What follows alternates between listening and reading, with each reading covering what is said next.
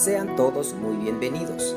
Que la gracia de nuestro Señor Jesucristo les acompañe siempre. Es un placer para nosotros llegar hasta ustedes.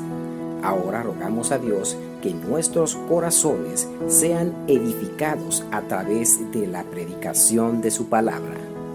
Pueden acceder a esta predicación y otros recursos visitando nuestra página web www.iefc.org.do.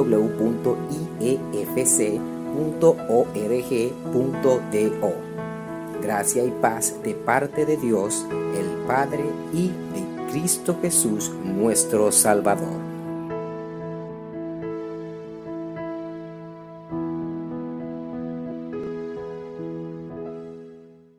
Bien, hermanos y amigos, qué bueno poderse compartir con ustedes y seguir con este tema de la epístola, ya casi llegando al final. Ha sido un buen tiempo. A veces creo que corrí demasiado rápido y quizá dejamos de saborear algunas de las ideas de las epístolas, pero les recomiendo que vuelvan y la lean ya con este sentido de teniendo como tema principal de la epístola la plenitud y la suficiencia de Jesucristo. Hemos visto toda la epístola en base a esta idea, en base a este concepto, desde el capítulo 1 hasta el final, y así vamos a concluir, viendo más allá quizá de lo que a simple vista podemos ver en la carta. Vamos a orar al Señor. Padre, siempre agradecido por la bondad y la misericordia que tú tienes con nosotros.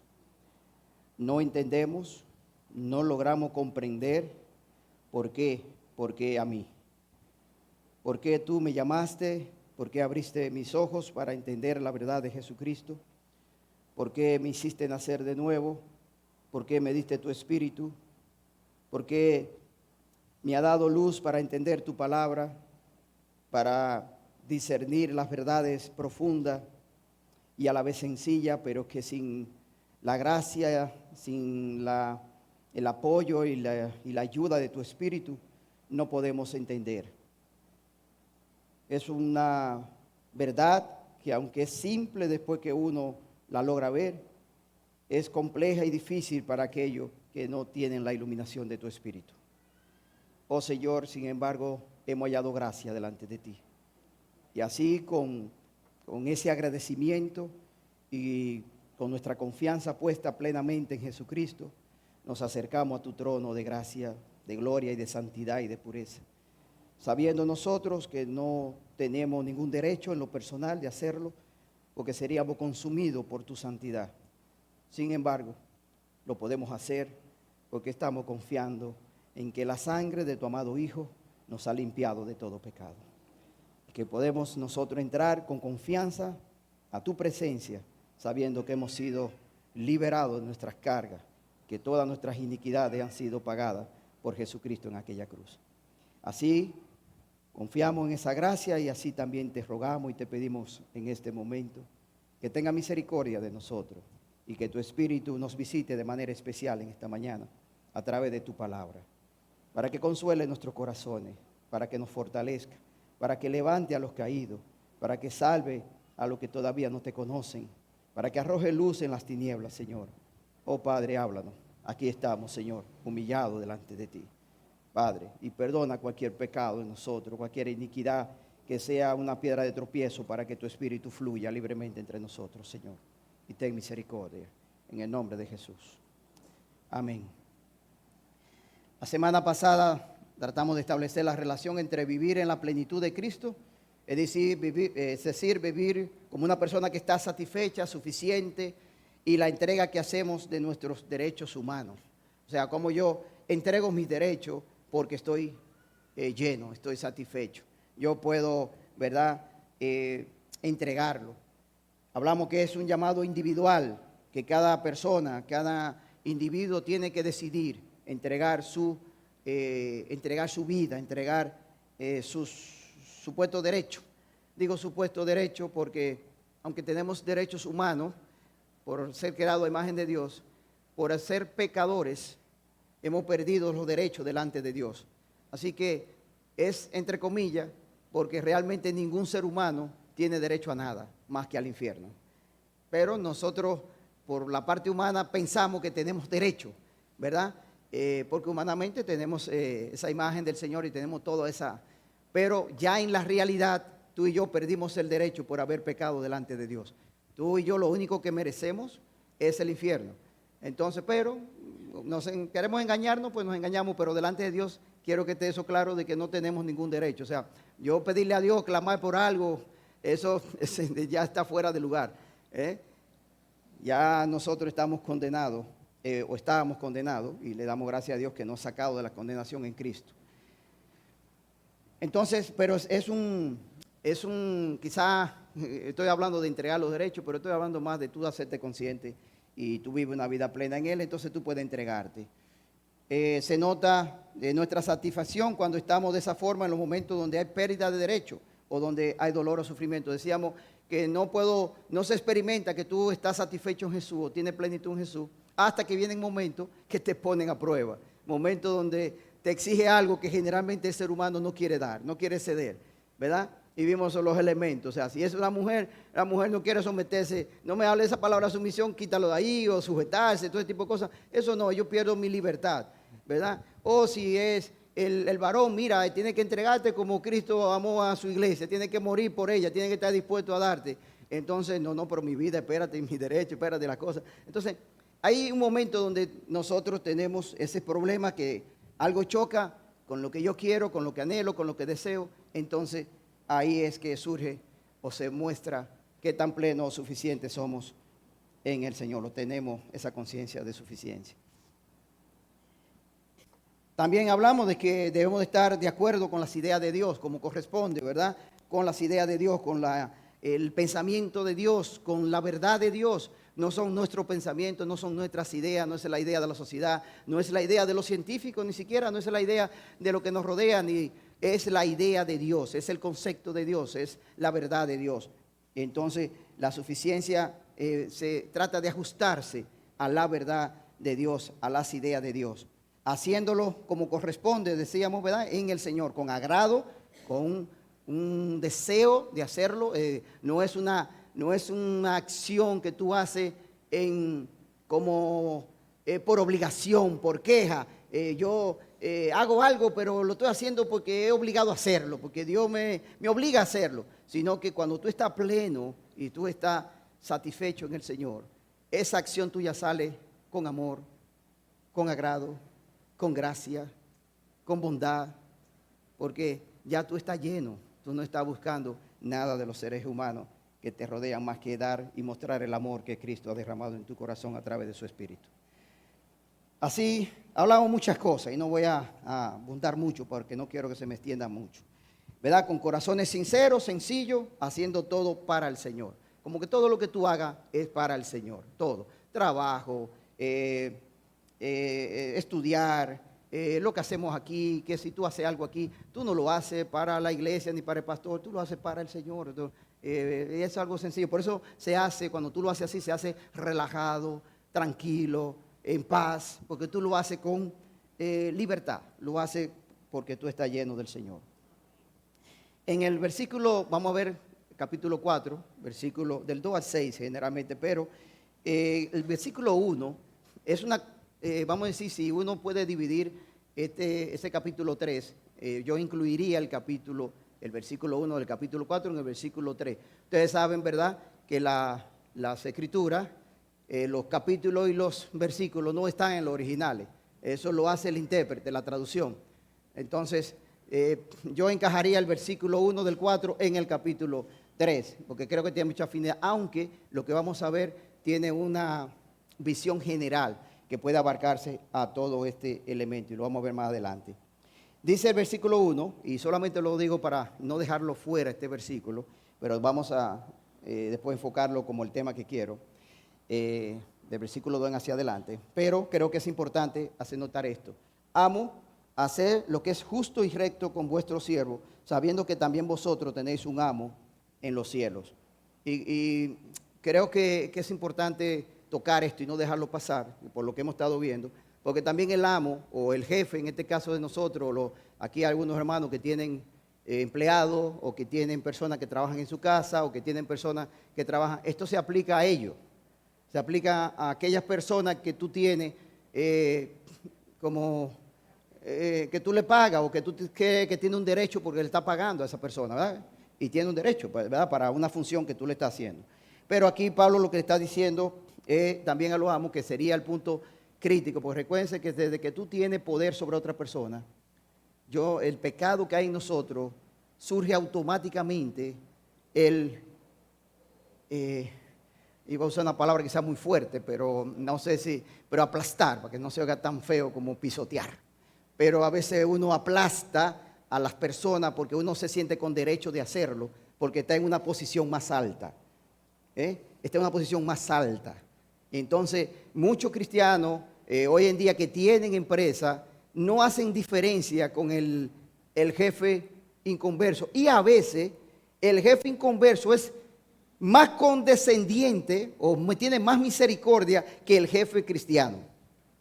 Y se lo digo por alguna experiencia personales mía, donde yo trabajo con personas ateas, inconversas, y las personas saben cuando entienden cuando tú te enfermo, no te complican tanto la vida, te ayudan. Y conozco de cristianos que son tan justos, que tú te estás muriendo enfermo en tu casa y te obligan a salir ahí a buscar una cosa, porque si no, no te dan. Pero cada uno, ya lo he visto, y por eso lo toco el tema. Hermanos, hay que tener cuidado, ¿verdad? Y dice el Señor, y dice Pablo, ¿por qué? Porque recuérdate que tú también tienes un amo. Y esa relación con ese amo debe de indicar la relación que tú vas a tener con la otra persona. ¿Qué relación tú tienes con ese amo? Que yo siempre le digo a la gente cuando hablamos de justicia, a veces hablo con personas y que son muy... Y no, porque hay que cumplir la norma, las reglas, la ley. Y yo, oh, qué bien, así mismo. ¿Y cómo te trata el amo a ti? ¿Cómo te trata el amo tuyo a ti? ¿Cómo te trata Dios a ti? Con la misma regla que tú le estableces al otro. Así te trata Dios a ti. ¿Te imaginas tú que Dios te tratara a ti así? Y a mí. ¿Te imaginas Dios que Dios no hubiera tratado a nosotros en función de nuestro accionar diario? ¿Dónde tú estarías? No seamos torpes, no seamos tontos para engañarnos a nosotros mismos, hermano. Lo que hace que yo tenga misericordia con las personas que trabajan conmigo es porque yo sé que Dios tiene misericordia conmigo todos los días. Lo que hace que yo tenga gracia con ellos es porque yo sé que Dios hace gracia conmigo todos los días. Lo que hace que yo lo entienda a ellos en su pecado es porque yo veo mi pecado todos los días delante de Dios. Cuando yo puedo luchar con sus debilidades, es porque yo veo mis debilidades todos los días luchando y veo que hay áreas en mi vida que tengo, 35 años creo que tengo en el Señor. Y todavía parezco que como si estuviera ayer todavía luchando con cosas en mi corazón. Entonces yo puedo entender a los débiles, yo puedo entender a los que fallan y tengo que tener una visión más amplia porque tengo un amo que me trata de otra manera. Un amo bondadoso que entregó a su hijo para ofertarte vida a ti y a mí. Cuidado, hermano, cómo usamos las herramientas. Por eso tenemos que aprender a vivir sabiamente. La verdad es que nos arropan a nosotros, van más allá de los planteamientos humanos. Así, que solamente quería dejar eso ahí, podemos abundar, eso casi se puede enseñar solamente de eso.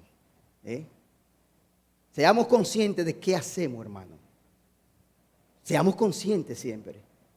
No te vayas muy lejos de tu corazón. Entiende tu propia realidad, discierne. No te enredes con el mundo, ni con las ideas del mundo. Enrédate con el Señor y con sus ideas. Entonces, esta porción que parece ahí, ya es el final, este es casi el final del libro. Pero yo trato de buscar más, a ver qué es lo que está ahí en el corazón de Pablo escribiendo esta porción, que tiene casi un énfasis más como a esa forma de evangelismo, de cómo vivir con las personas de fuera. Pero quiero enfocarlo, y quiero que vayan conmigo y me ayuden, en esta parte de la sabiduría. Y cómo realmente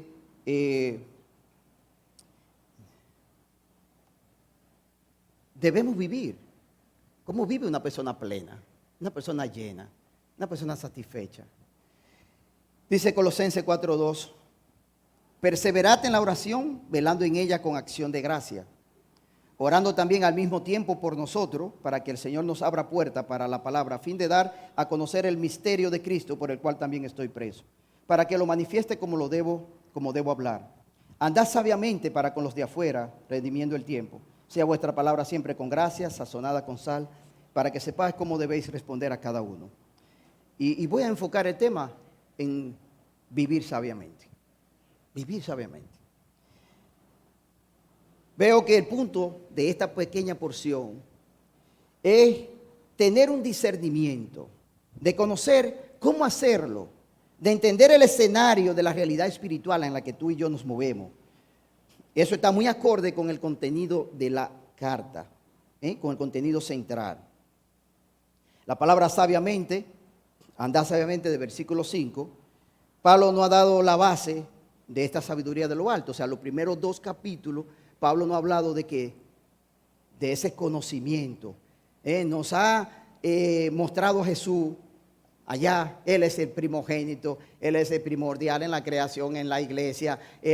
Por Él fueron la cosa creada, por medio de Él y para Él. Él elevó a Jesús donde ya no hay más nada, donde por encima de Jesús no hay nada más. En la creación Jesús es todo, Jesús es todo el escenario. Y entonces Pablo lo lleva allá ese conocimiento y se lo recuerda y le dice, y en Él ustedes están llenos, están completos, no necesitan más nada. Su obra también es completa, todos sus pecados han sido perdonados, no hay nada más que agregar, están completos en Él, ¿verdad? Así que no se lleven de la filosofía y hueca sutileza, esas cosas por ahí que están diciendo que ustedes necesitan, que hay un conocimiento más profundo, que hay que entender algo más, que hay que hacer qué sé yo qué. Oigan, manténganse en la línea, que ustedes tienen todo ya. No sean tontos, no sean necios. Ustedes tienen todo lo que necesitan. No se aparten de ahí. Todo lo demás es vano, es vacío, ¿verdad? Entonces él habla de este conocimiento que tú y yo tenemos que tener, de esa realidad de que en Cristo está todo lo que tú necesitas, tú estás completo. Él es el refugio perfecto para el ser humano pecador. No hay más opciones, no hay más conocimiento, no hay más idea, no hay más inteligencia. Cristo es todo lo que tú y yo necesitamos. Y este conocimiento tiene que entrar al corazón de cada cristiano. Es lo que sustenta la suficiencia en nuestra vida y la satisfacción en nuestra vida. Tú puedes estar satisfecho estando enfermo, estando en circunstancias, muriéndote, perdiendo la riqueza, perdiendo el trabajo, perdiendo todo, solamente porque tú sabes que está completo en Jesús. Si esa realidad no está en ti, no hay manera de que haya satisfacción en tu vida. No hay manera. La realidad última de la paz de nuestras almas está en entender, en conocer y en entregarnos solo a Jesús. Ahí está, no hay más nada. Y Pablo se esmeró en esos 2 capítulos para fortalecer eso, porque esa es la base del andar tuyo y del andar mío. Si eso no está bien claro y definido en nuestra vida, nuestro andar se hace cargado y pesado y difícil, porque no tenemos el conocimiento, el discernimiento de lo que realmente está pasando. Entonces hablamos, ya la hemos definido como 3 veces, porque la palabra aquí es Sofía, otra vez sabiduría. La hemos definido muchísimas veces, como 3 veces durante todo el estudio, ¿verdad?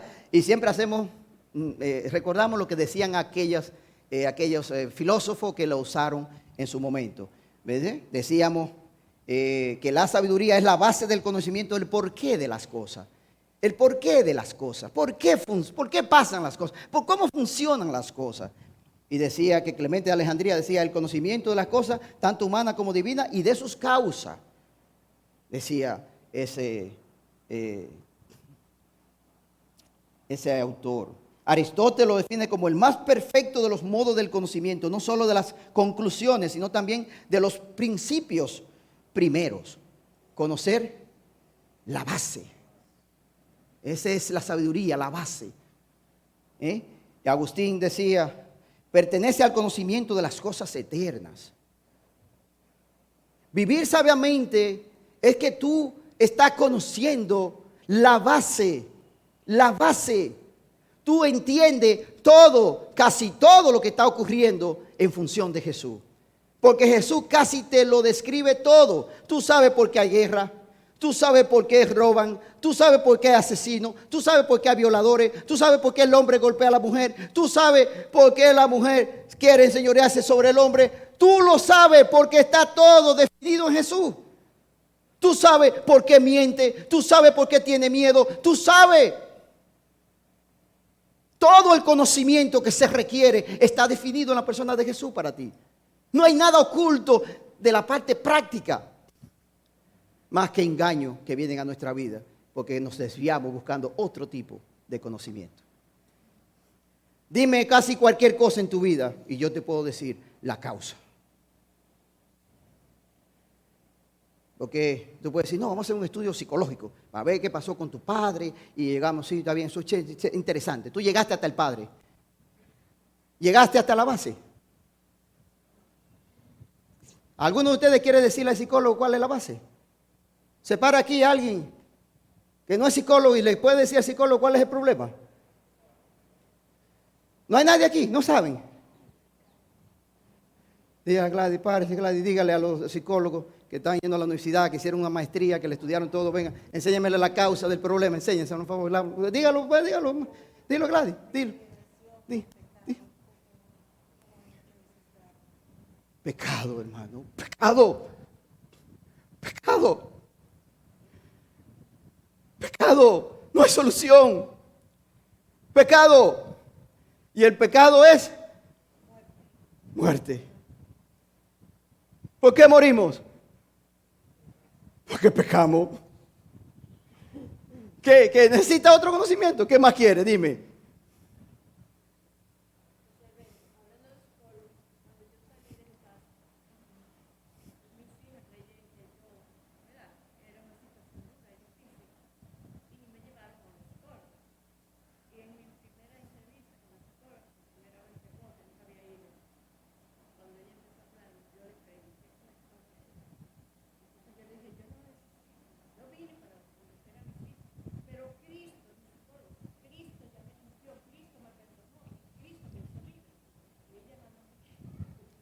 Bien, lo que está diciendo, no sé si la oyen, lo que está diciendo ella es que ya fue a un psicólogo cuando salió de la casa, cuando saliste con tu esposo. Bien. Entonces, yo fui para complacerla, porque aunque yo le diga, yo tengo a Cristo, ella no va a entender. Bien. Y ella dice, tú dices que tú le predicaste Mira, pero no quiero que se malinterprete. Mira, no estoy en contra del psicólogo. No estoy en contra del psicólogo. ¿Verdad? O sea, hay personas que a veces no tienen y tienen que ir. Y a veces tú necesitas un medicamento también, ¿verdad? Porque tú estás muy descontrolado. No estoy hablando de eso. Estoy hablando es de entender la realidad. Entender la realidad. Si tú vas como cristiano al psicólogo y estás desconectado de la realidad, tus posibilidades de recuperarte son casi cero. ¿Por qué?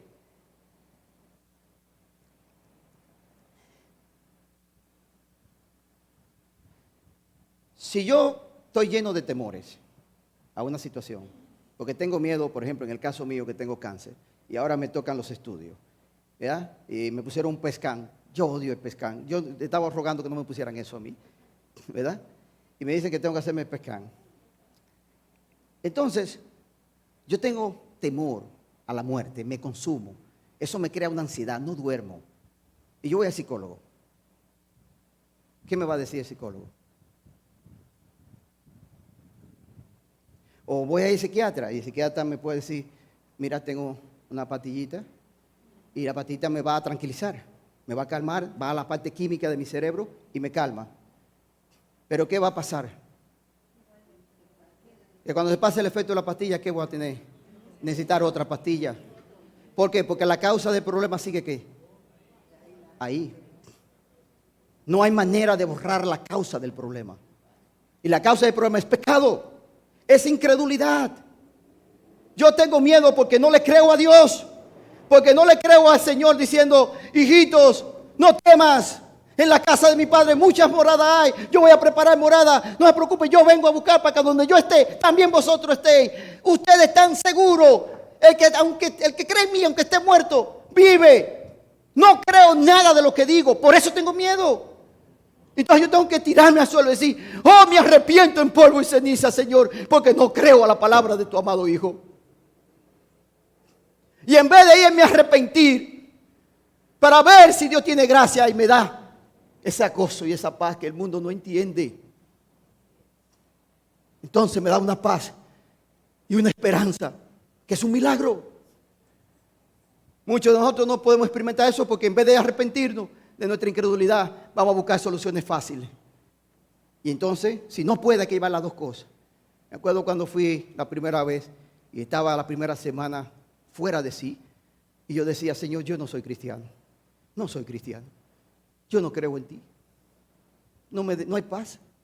Y fui donde el cardiólogo y le digo: oiga, deme una pastillita, que no me crea como adiciones, pero estoy así por si acaso, porque me siento que como que no puedo soportarlo. Y la semana fue así, la primera semana tensa. Pero después de la segunda semana o tercera, no sé si fue el Señor o no sé si fue porque yo no sé qué pasó, pero no sé si lo acepté o si fue que vi alguna esperanza, ¿verdad? Uno tiene una esperanza: no, me voy a sanar, no sé cuál de los dos, pero se calmó. Y mis pastillas se vencieron y no las usé. La pastilla que me dio el doctor. Pero, hermano, ¿de qué se trata, hermano? Si tú no ves más allá, siempre vamos a estar desesperados aquí, hermano. Ahora el mundo ha sido hábil y le agradecemos a todos los científicos que nos facilitan la vida de ansiedad y nos la calman un poco. Pero tengo dos amigos que entraron a este problema mental desde pequeño. Y siempre pensé que con todo el tratamiento, uno se fue a Estados Unidos, lo trataron allá y todo, yo pensé que lo iban a poder recuperar completo al muchacho, a ellos. Y he visto cómo pasan los años y todo, y parecen más o menos estables, están medicados, pero siempre se quedaron ahí.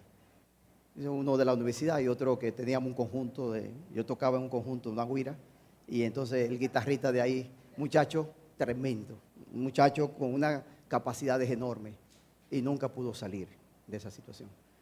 Solo Dios, hermano, sana de verdad. Sana de verdad. Porque nosotros estamos llenos de mucha ansiedad. Mira, me desvié muchísimo ahora. Tuvo a ver lío, yo creo que no terminamos ya. Bien, debemos de vivir sabiamente, viviendo acorde a la sabiduría que brota de conocer el misterio de Cristo, la plenitud de Cristo que viene del plan eterno de Dios, la obra redentora del Hijo y el ministerio del Espíritu en el corazón del ser humano, se convierte en todo el conocimiento necesario e indispensable para la vida. La base de toda verdad, de todo conocimiento y sabiduría se encuentra en Cristo, pues el mundo fue hecho por medio de Él, por Él y para Él, y Él lo sustenta. El hecho que la luna esté ahí, el hecho que el sol esté ahí, es porque Cristo está sustentando el universo para que la vida se mantenga. Si no creemos eso, no creemos nada. Este es el mensaje de Pablo en los 2 primeros capítulos de Colosenses. Tan simple como eso, hermano. La fe no se puede, no son estrategias, son verdades reveladas. Conocer a Cristo es conocer la base de todo lo que existe en esta creación. Por lo tanto, cuando anda conforme a ese conocimiento, entonces lo llamamos vivir sabiamente. Tú vives sabiamente cuando tú andas conforme a ese conocimiento de Cristo. Eso es vivir con sabiduría, sabiamente. Porque tú estás andando sobre la base de la verdad.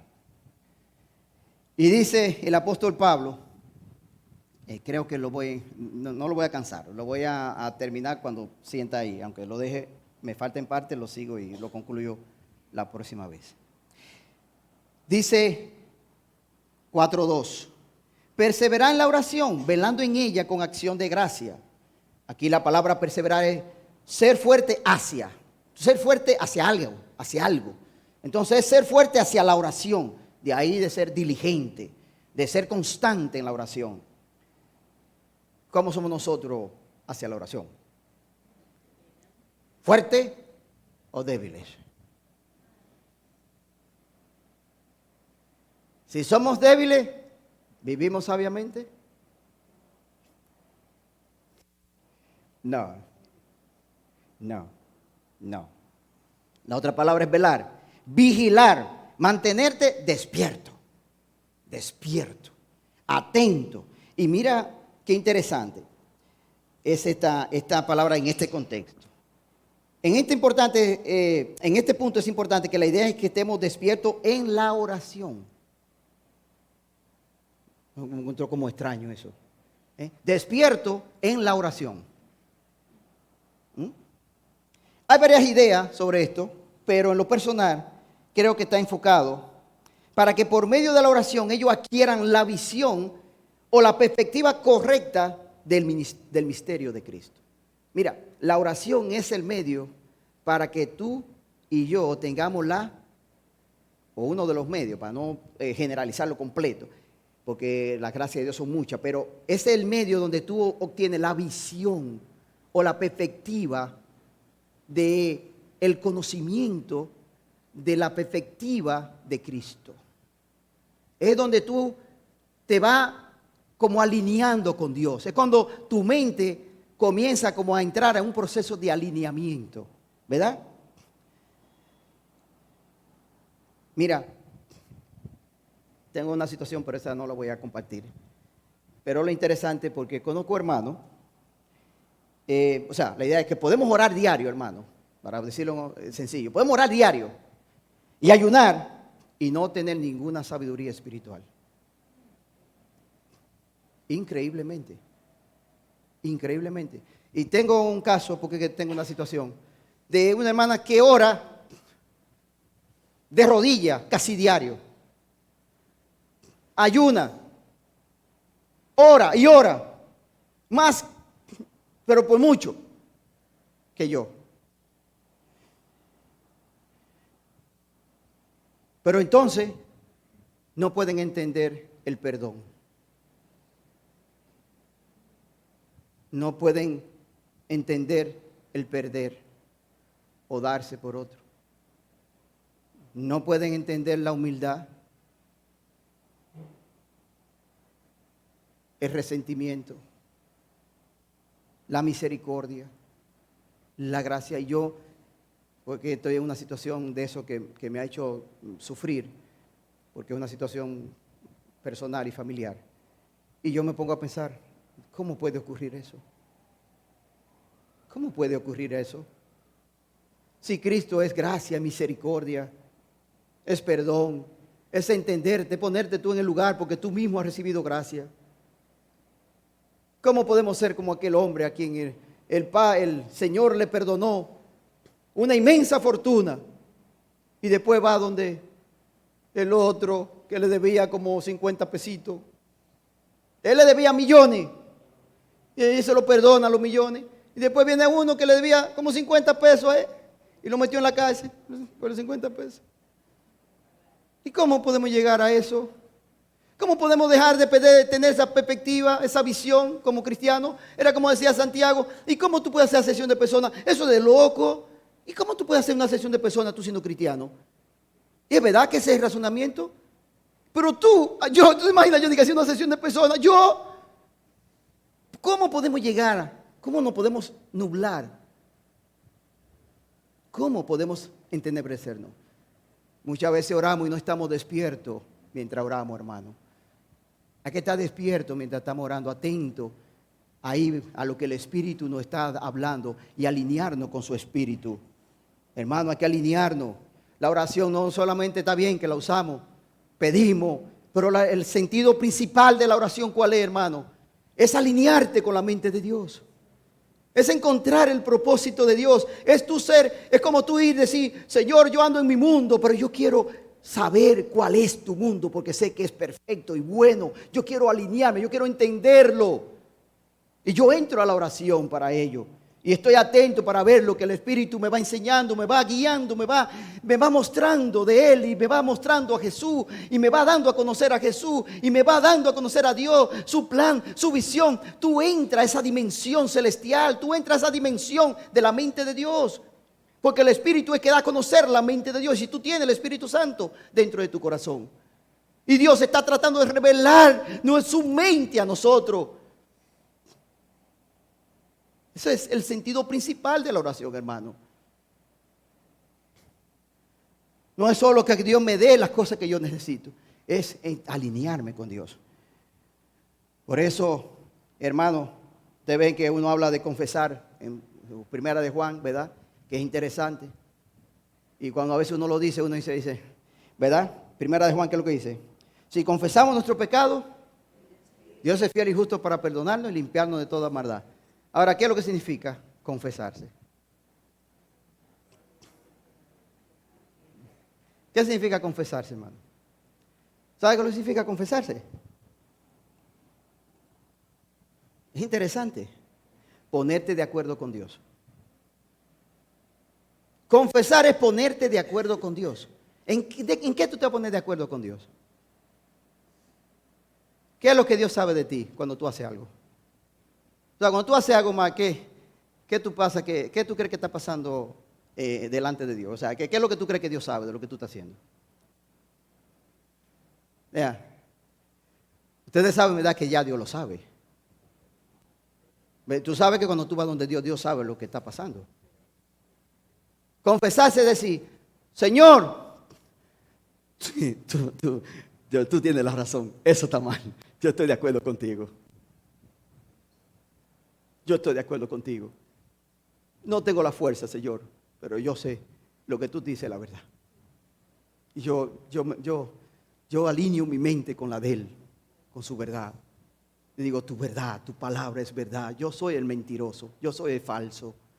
Tú eres el verdadero. Eso es confesarse, hermano. Eso lo significa la palabra, ponerse de acuerdo con Dios. Sí.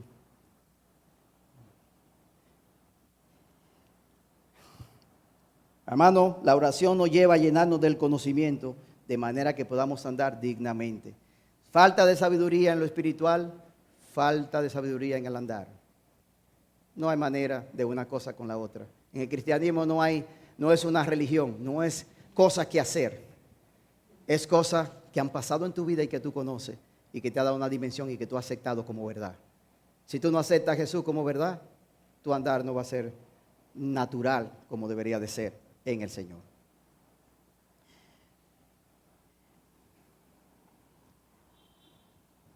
Señor, y ya si queremos ver eso tenemos que ver los 2 capítulos y léanlo varias veces, léanlo, hermano, léanlo hasta que esa verdad cuele a sus corazones.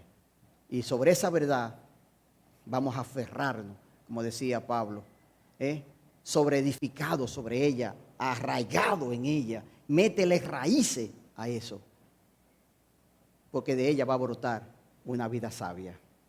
Una vida sabia. Todo esto está en nuestra carta. Pablo está con estos hermanos que están siendo, recuérdense, están siendo amenazados por unos engañadores que quieren quitar el papel primordial de Cristo. Esta es la base del problema que tienen estos hermanos, que hay unos grupos ahí que quieren sacar a Cristo como el primordial y enseñar otro conocimiento superior basado en mentes infladas por la vanidad, siguiendo filosofía y hueca sutileza. Lo más bueno ahora es sentir, mire, ahora estamos llenos de comentaristas en las redes, comentaristas, y todo el mundo tiene un comentario, una idea. Todo el mundo es sabio. Estamos llenos ahora de sabiduría, de ideas. Todo el mundo sabe todo está maravilloso todo. Bien. Pablo desea que ellos estén claros de la plenitud de Cristo en su vida. Todo lo que significa una conciencia plena de lo que realmente ha pasado en su vida al estar en Cristo. Esto lo vemos porque él ha estado orando. Pablo está orando por eso, por ello. ¿Y por qué Pablo está orando? Colosenses 1:9, y eso lo vimos. ¿Cuál era la oración de Pablo? Por lo cual, también nosotros, desde el día que oímos, no cesamos de orar por vosotros. ¿Cuál era la oración de Pablo? ¿Cuál era el énfasis de Pablo? Y de pedir que seáis llenos del conocimiento de su voluntad en toda sabiduría e inteligencia espiritual. ¿Para qué? Para que andéis como es digno del Señor, agradándole en todo. Esa es la oración y eso es lo que Pablo quiere que tú y yo oremos. Ser lleno del conocimiento de su voluntad en toda sabiduría e inteligencia espiritual. Y entonces de ahí viene el andar sabiamente.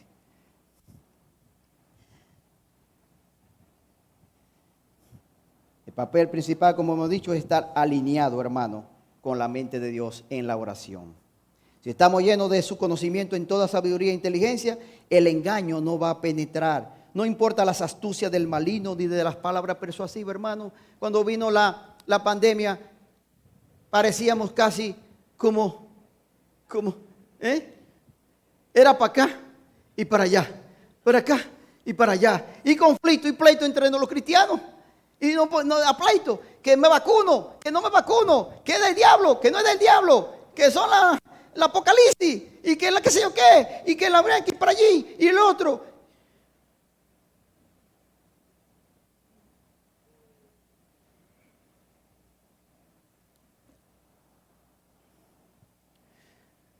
Todos inestables y temerosos.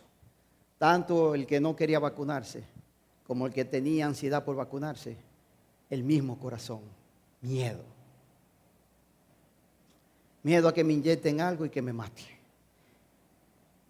Y miedo a que el virus venga y me encuentre sin la vacuna y me mate.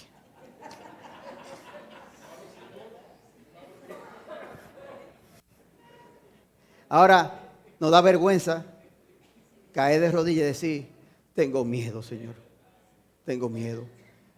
Y si me pongo la vacuna y me están metiendo el chip o la cosa. Y si no me la pongo, la vacuna, y me da el virus, me entuban y ya. El 95% de los entubados aquí se morían.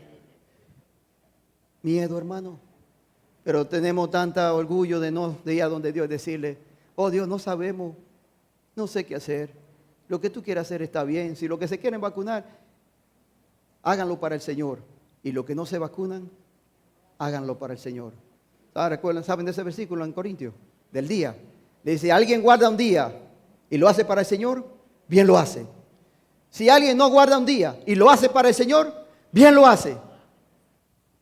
Solo que no ¿qué? Que no duden. Porque si duda, entonces pecado.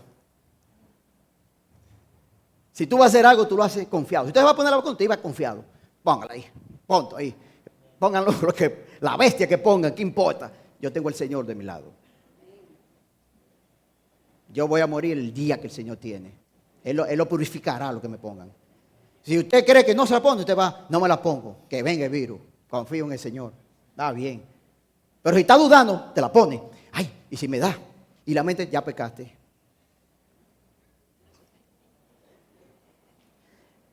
Pero mi hermano, que se nos hace difícil lidiar con nuestro corazón y nuestra realidad. Ese es el problema, se nos hace difícil lidiar con ello. Porque no queremos ser sinceros, no queremos aceptar. Porque somos cristianos, no puedo decir que tengo miedo. Ahí como paro yo en la iglesia y digo que tengo miedo. ¿Cómo fue? Somos del Señor. Sí, se nos olvida todo se nos olvida bien. Pero es mejor, y aquí que en la iglesia que hemos hablado de ser sincero y transparente, hermano, y por eso Dios sabe que somos débiles, hermano. No enredemos, no enredemos más el asunto. Vamos, vengamos donde el Señor, que el Señor tiene gracia, el Señor nos da fuerza, el Señor nos anima, nos da, vengamos donde Él.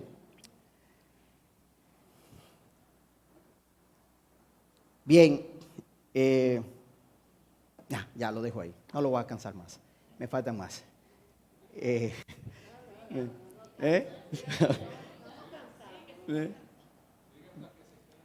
No, nada, creo. Vamos a ver Si el Señor todavía me deja de este lado y estamos bien, oren por las pruebas que tenemos y todo esto esta semana. Entonces mi niña también se ha enfermado y entonces estamos en eso, Yara. Y entonces eso es que ayer tuve que salir en la mañana a hacer análisis, el viernes, porque le dio un mareo y su presión subió. Entonces estamos ahora en eso.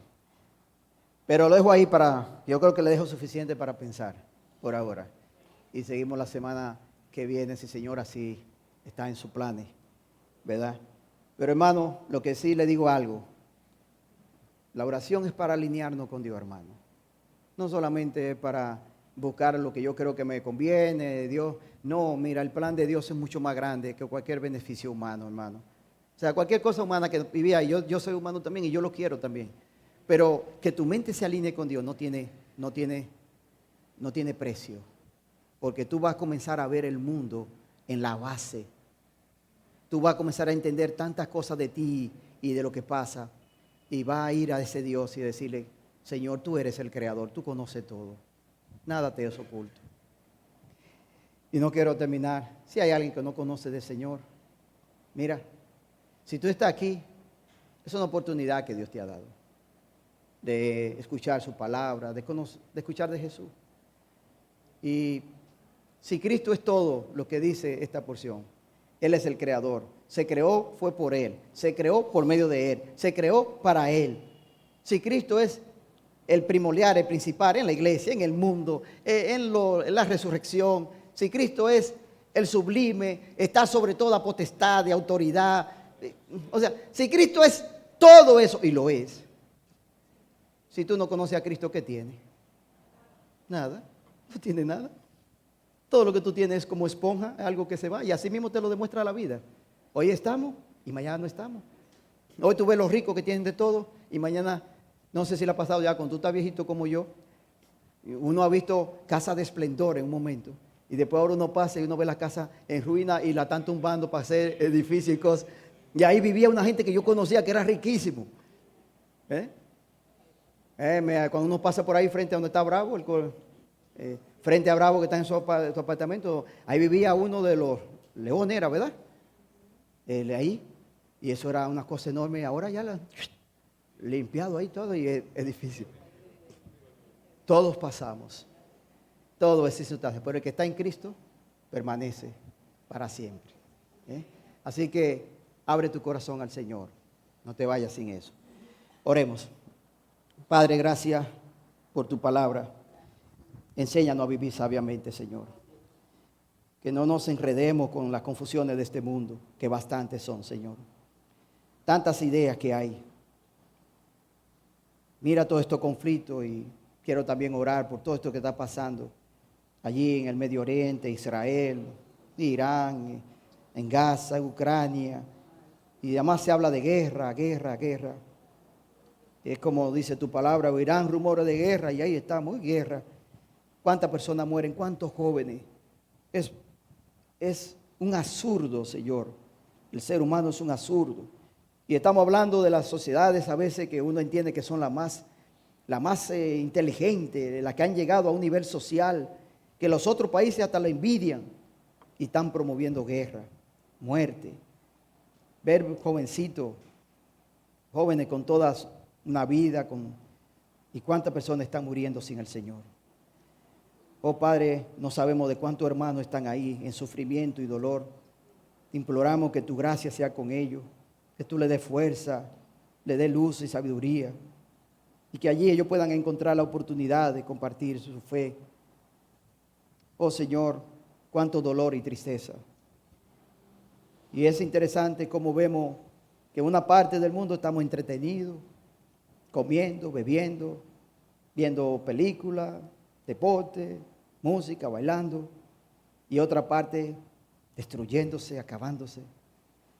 Estos somos nosotros en el pecado, mundo de oscuridad y de tiniebla, pero en Cristo hay luz y hay esperanza, porque todo esto pasará, todo, y Él establecerá su reino eterno, y ya no habrá allí ni dolor, ni tristeza, ni guerra, ni hambre, ni enfermedad.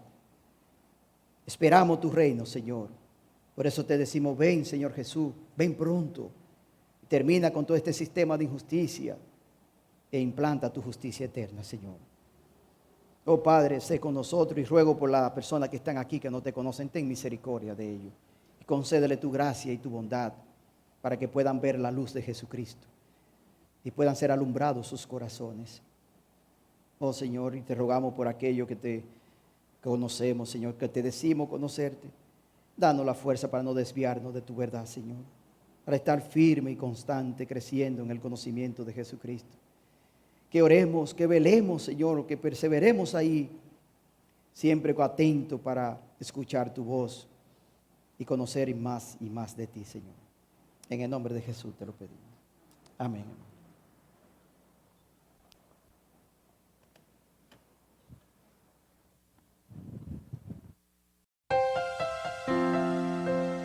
Gracias por acompañarnos. Esperamos que haya sido de edificación para sus vidas.